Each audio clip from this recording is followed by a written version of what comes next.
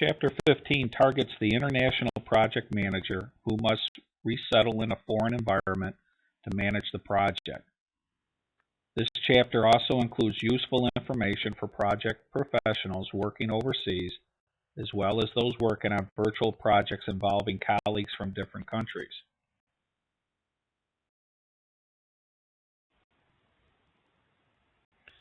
The chapter objectives are to identify factors typically considered in selecting a foreign location for a project, to heighten an awareness that best practices in the U.S. may not be best practices in a foreign environment, to prepare students psychologically for the likelihood that they will work in a foreign environment as the economy becomes more globally integrated, and to provide students with strategies for effectively working overseas.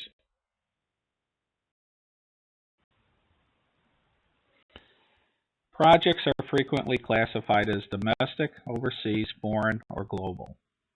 A domestic project is one performed in a native country for a resident firm. An overseas project is one executed in a foreign country for a native firm. A foreign project is executed in a foreign country for a foreign firm. A global project consists of teams formed from professionals spanning multiple countries, continents, and cultures with their work integrated for the entire enterprise. Global teams are a crisscross of functions, work, locale, markets, culture, and products.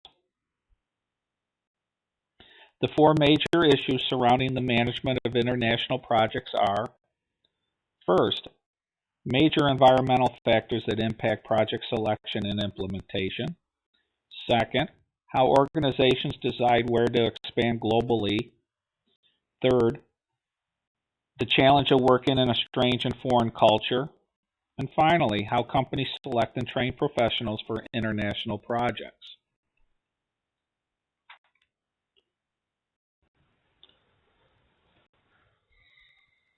If potential international project managers have a keen awareness of differences in host countries' environment from their own domestic environment, dangers and obstacles of the global project can be reduced or even avoided. When it comes to legal and political, expatriate project managers should operate within the laws and regulations of the host country. Political stability and local laws strongly influence how projects will be implemented. Typically, these laws favor protection of local workers, suppliers, and the environment. The constraints imposed by national and local laws need to be identified and adhered to. Given laws that affect businesses vary widely across countries, qualified legal assistance is essential. Government corruption is a very real part of some international businesses.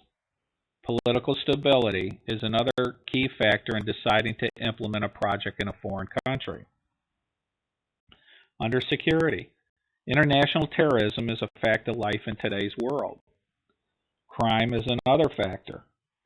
Security nationally involves the capacity of a country's military and police forces to prevent and respond to attacks. In many foreign countries, American firms will have to augment the country's security systems. Heightened security measures have created border congestions that have expanded the time and cost of moving personnel, materials, and equipment across those country lines. Security precautions are major cost considerations, not only in dollars and cents, but also in the psychological well-being of the personnel that are sent abroad. Effective risk management is critical to the success of the project. Under geography, before beginning a project in a foreign land, project planners and managers need to study carefully the unique characteristics of the geography of that country. They need to factor into project plans and schedules such items as climate, seasons, altitude, and natural geographic obstacles. Under economic, how businesses is conducted in the how host country can influence project success.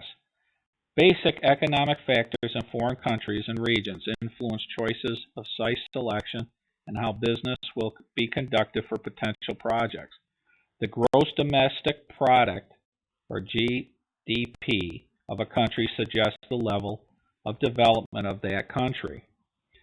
Skills, educational level, and labor supply prevalent in a host country can determine the choice of a project site. Under infrastructure, infrastructure refers to a country or community's ability to provide the services required for a project. Infrastructure needs for a project could be communications, transportation, power, technology, and educational systems. Organizations need to consider the needs of the families of the personnel they send overseas. The welfare and comfort of expatriate families play an important role in retaining good project managers and promoting their peak performance. Under culture, visiting project managers must accept and respect the customs, the values, the philosophies, and social standards of their host country. Global managers recognize that if the customs and the social cultural dimensions of the host country are not accommodated, projects will not succeed. Too many project audits and final reports of international projects reflect challenges and problems linked to cultural differences. Not only do project managers have to adapt to the culture of the host country, but oftentimes overseas projects require working with people from different countries.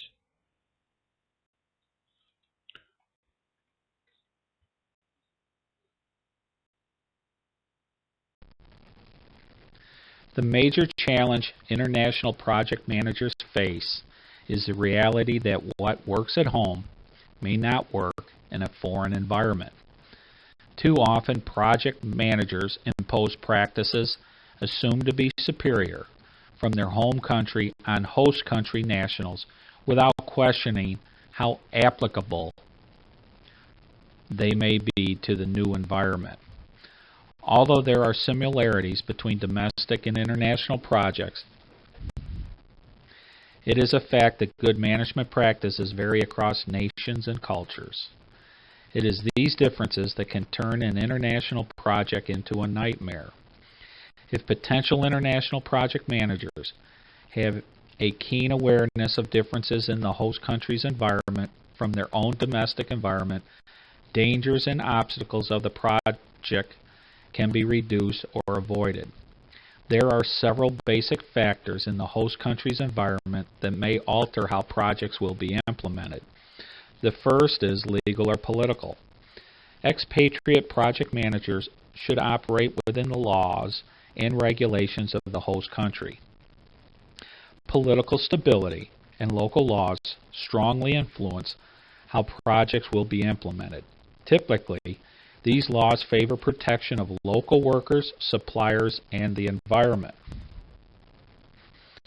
Security. International terrorism is a fact of life in today's world. While the 9/11 attacks magnified the fact that Americans are vulnerable to terrorism at home, they also heightened security concerns for working abroad. Crime is another major factor. Kidnapping of American professionals is also a real threat in many parts of the world. Security nationally involves the capacity of a country's military and the police forces to prevent and respond to attacks. In many foreign countries, American firms will have to augment the country's security system. Another real cost associated with international terrorism is the ease of consumer or commerce across borders. Heightened security measures have created border congestions that have had expanded the time and cost of moving personnel, materials, and equipment across countries. These constraints need to be factored into the budget and the schedule of the projects. Risk management is always a vital part of project management. It plays an even bigger role in managing projects overseas. Managing projects in a dangerous world is a tough assignment. Security precautions are major cost considerations not only in dollars and cents, but also in the psychological well-being of personnel sent abroad. Effective risk management is critical to success.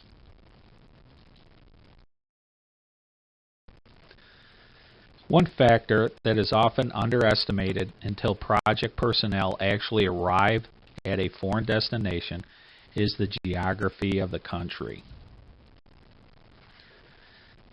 Whether it is the wind, the rain, the heat, the jungle, or the desert, more than one project manager has asserted that their greatest challenge was overcoming the elements. Mother Nature just cannot be ignored. The planning and implementation of a project must take into account the impact the country's geography will have on the project. Extreme weather conditions can make extraordinary demands on equipment. Projects can grind to a halt because of equipment breakdown under the brunt of the elements. Working under extreme conditions typically requires special equipment, which increases the cost and complexity of the project.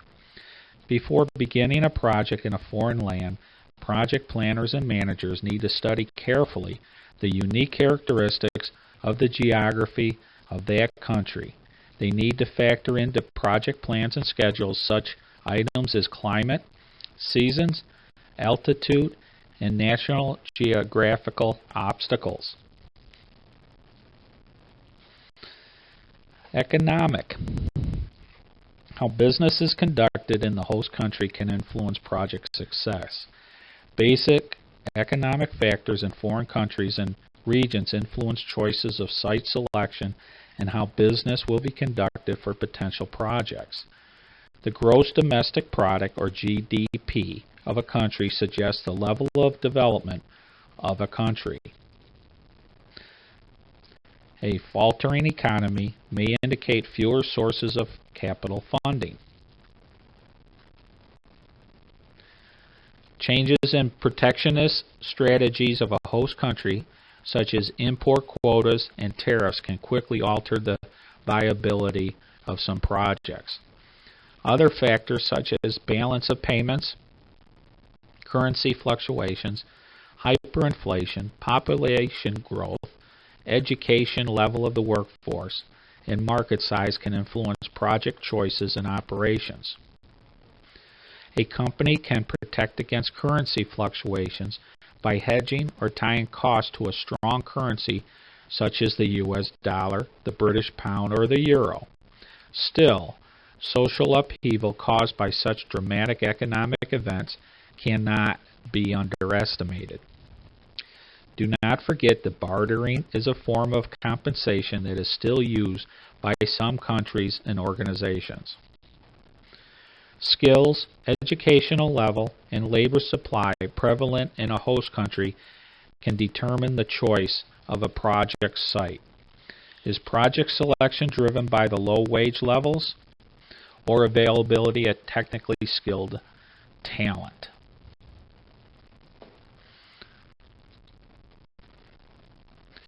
Infrastructure refers to a country or a community's ability to provide the services required for a project.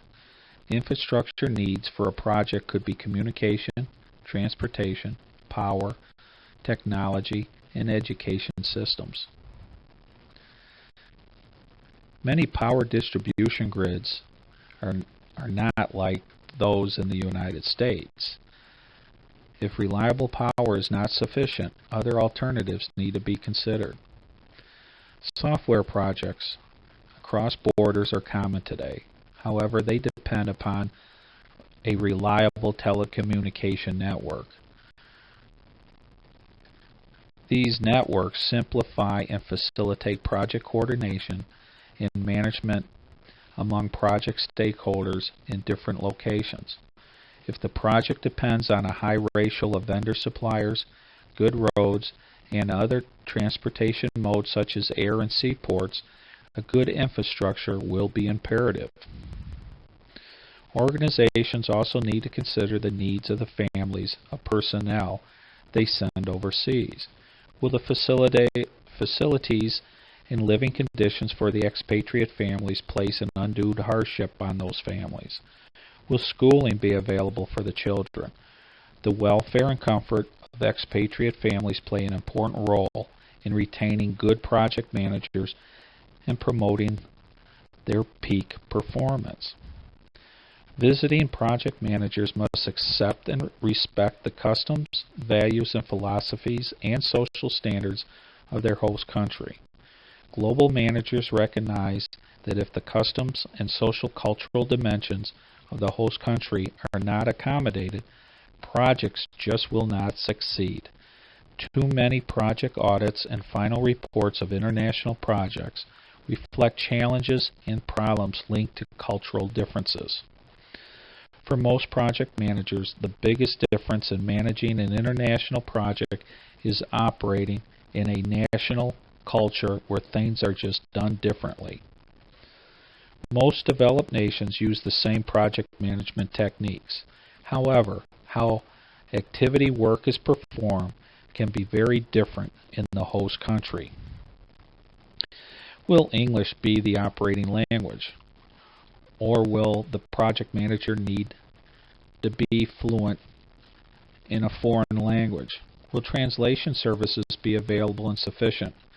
Communication problems because of language differences often become a major problem in carrying out even the most simple tasks.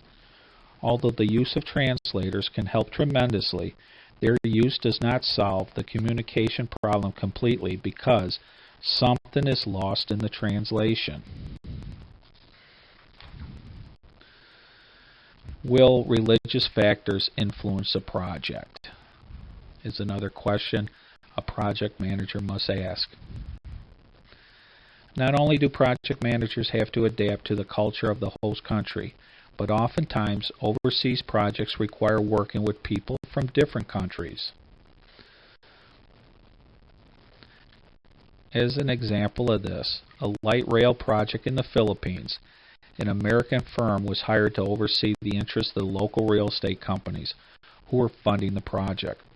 The American project manager had to work with a Czech representative who was providing the rail equipment, Japanese engineers responsible for building the rail, Australian bankers who were providing additional financing, and an Indian firm that were the principal architects as well as the native Filipinos.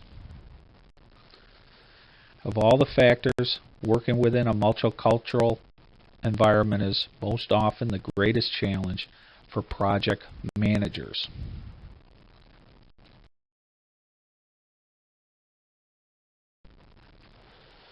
As the project manager studies the factors contributing to site selection, he or she will see that inherent in all of these factors is the risk level senior management and the directors are willing to accept for the potential rewards of a successful international project.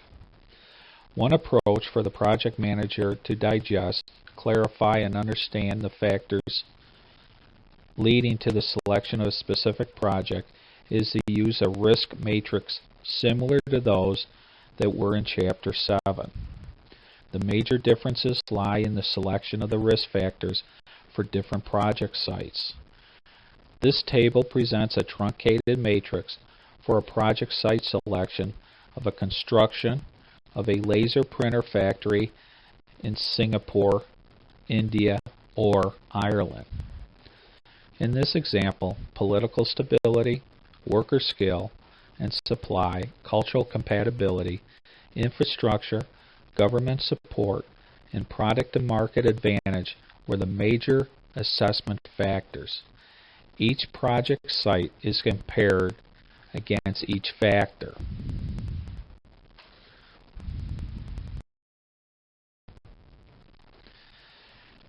This table depicts a further breakdown of the infrastructure evaluation factor. In this example, transportation, educated workforce, utilities, telecommunications, and vendor suppliers are considered important to evaluating the infrastructure for each site. The scores given in this table are used to assign values to the infrastructure factor of the assessment matrix, which was figure 15.2 in the previous slide.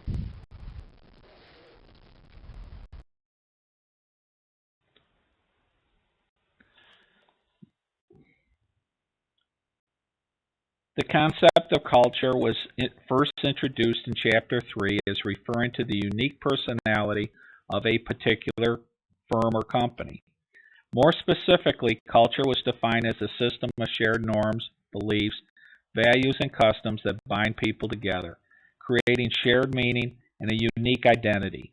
Culture is a concept created for a descriptive purposes and depends on the group that is the focus of attention. For example, within a global context, culture can refer to certain regions, to specific nations, to certain ethnic or religious groups, or to economic development.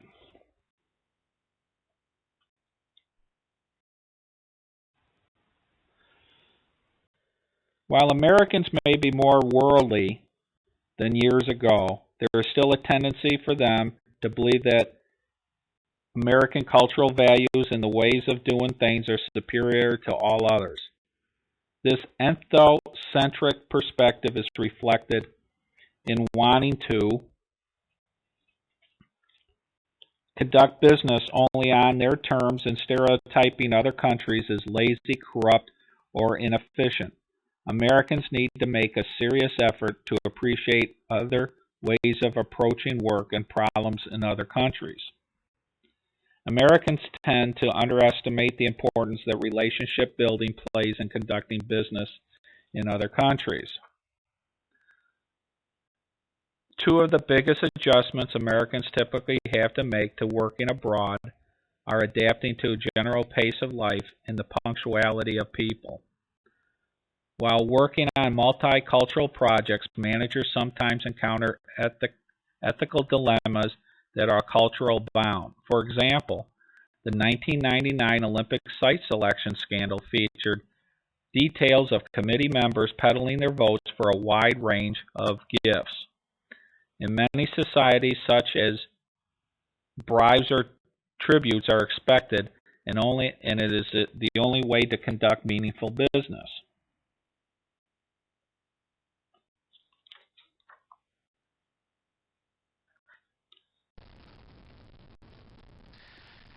These two anthropologists, and honestly I'm not even going to try to pronounce their name, has asserted that cultural variations reflect how different societies have responded to common issues or problems throughout time.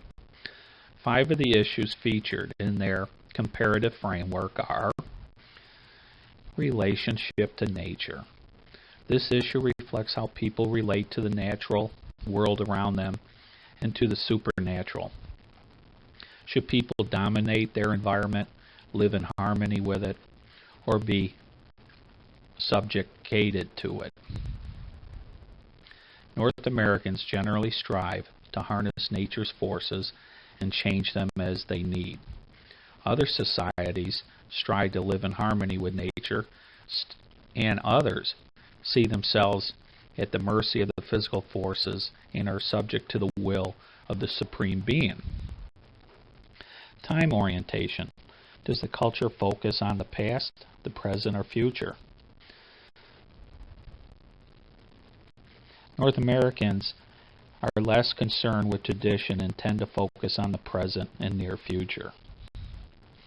Activity orientation. This issue refers to the desirable focus of behavior. Some cultures emphasize being or living in the moment. This orientation stresses experiencing life and seeking immediate gratification. Other cultures emphasize doing and emphasize postponing immediate gratification for greater accomplishment. A third alternative is the control orientation, where people restrain their desires by detaching themselves from objects. The activity dimension affects how people approach work and leisure and the extent to which work-related concerns pervade their lives. It is reflected in the age-old question, do we live to work or work to live? Basic nature of people. Does a culture view people as good, evil, or some mix of these two? In many third world countries, people see themselves as basically honest and trustworthy. Some other cultures have been characterized as taking a rather evil view of human nature. North Americans are somewhat in between. They see people as basically good, but stay on guard so as not to be taken advantage of. Relationships among people. This issue concerns the responsibility one has for others. Americans tend to be highly individualistic and believe everyone should take care of him or herself. In contrast, some other societies emphasize concern for the group or community he or she is a member of. A third variation is hierarchical, which is similar to the group except that these society groups are hierarchical, ranked, and membership is essentially stable over time. This is a characteristic of aristocratic societies and caste systems.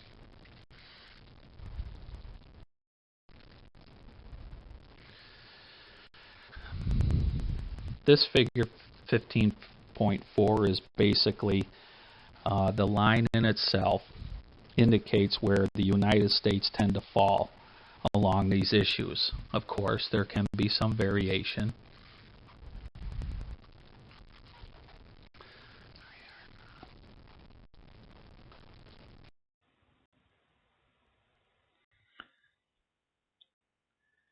In another framework, the Hofstede framework, this grew from a study of 88,000 people working in IBM subsidiaries in 50 different countries and 3 multi-country regions.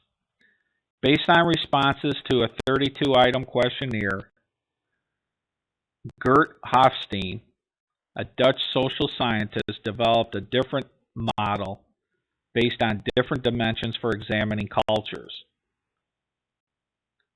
And they are individualism versus collectivism, power distance, uncertainty avoidance, and masculinity femininity.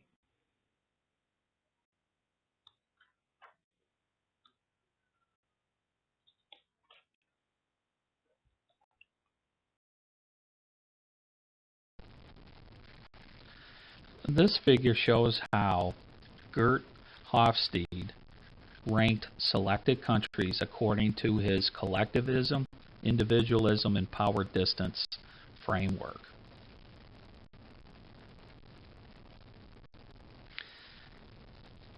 Wealth appears to influence both factors. Power distance is related with income inequality in a country, while individualism is correlated with national wealth.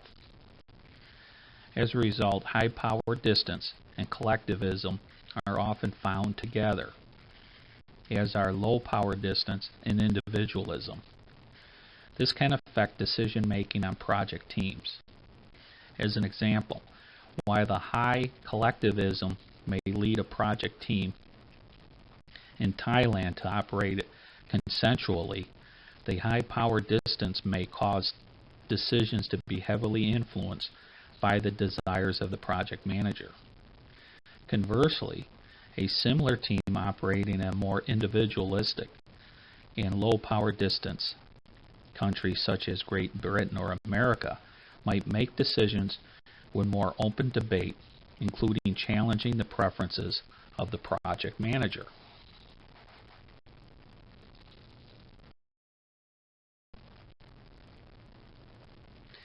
It is common practice to rely on intermediaries. Often, they are natives who are foreign educated, used to bridge the gap between cultures. They perform a variety of functions. They act as translators. They use their social connections to expedite transactions and protect the project against undue interference. They are used to sidestep the touchy bribery or gift dilemma that you may see in some countries.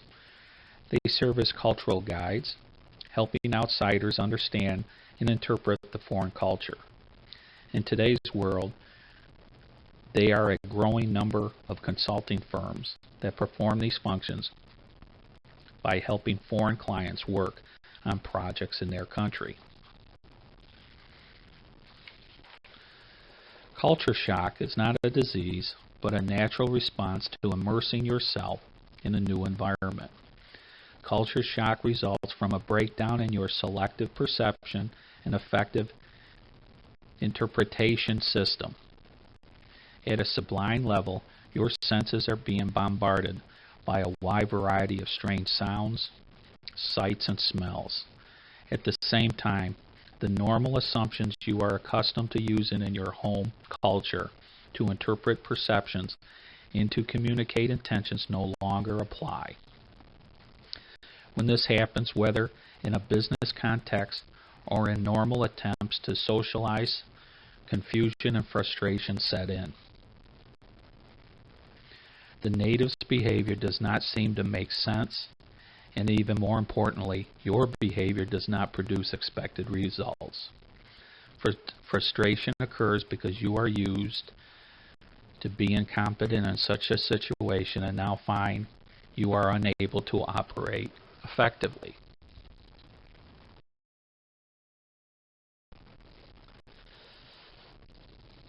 The culture shock cycle has 4 stages. The first, with the honeymoon, you start your overseas assignment with a sense of excitement. The new and the unusual are welcome. At first, it is amusing not to understand or to be understood. But soon a sense of frustration begins to set in, as in the second stage. Your initial enthusiasm is exhausted, and you begin to notice that differences are greater than you first imagined. You become frustrated by your inability to get things done as you are accustomed to. You begin to lose confidence in your abilities to communicate and work effectively in the different culture. Moving into the third stage, you begin to overcome your sense of isolation and figure out how to get things done in the new culture. You acquire a new perspective of what is possible and regain confidence in your ability to work in the culture. In the fourth and final stage, you adapt. You recover from your sense of psychological disorientation and begin to function and communicate in the new culture.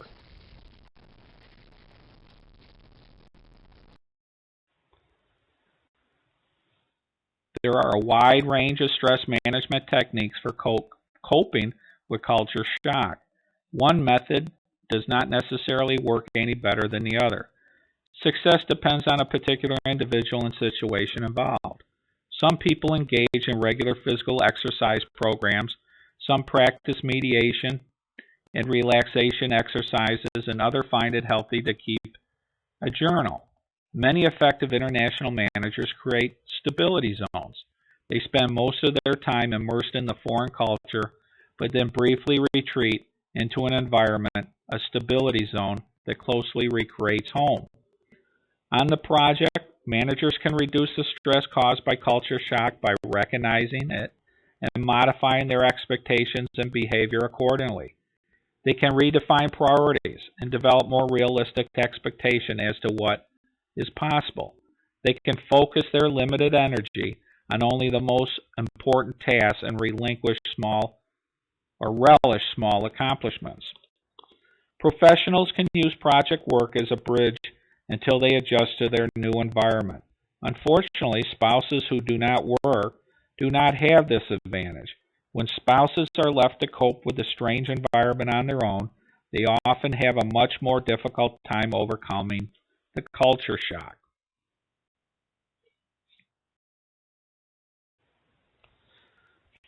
When professionals are selected for overseas projects and they do not work out, the overall cost can be staggering.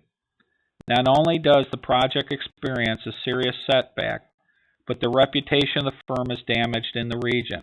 This is why many firms have developed formal screening procedures to help ensure the careful selection of personnel for international projects. Organizations examine a number of characteristics to determine whether an individual is suitable for overseas work. They may look for work experience with cultures other than one's own, previous overseas travel, good physical and emotional health, a knowledge of a host nation's language, and even recent immigration background or heritage. Prospective candidates and their family members are often interviewed by trained psychologists who assess their ability to adapt and function in the new culture. Training is critical to fill in cultural gaps and prepare individuals to work in a foreign land.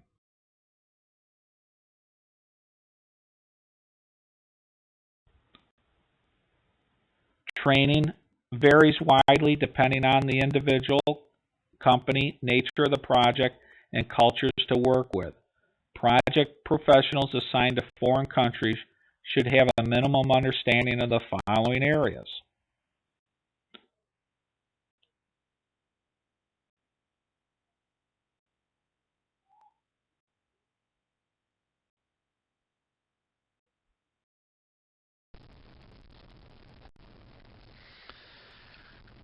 This slide attempts to link the length and type of training with the cultural fluency required to successfully complete a project.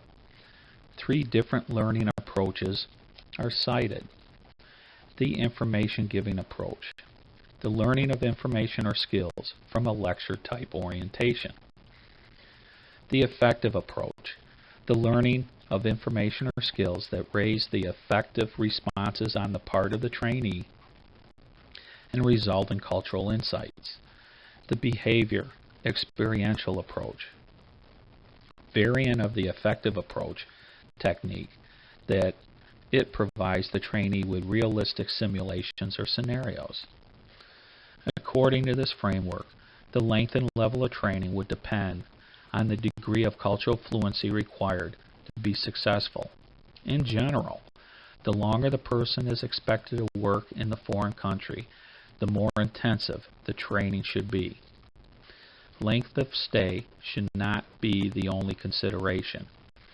High levels of cultural fluency and therefore more extensive training may be required to perform short-term, intense projects. In addition, location is also important to consider.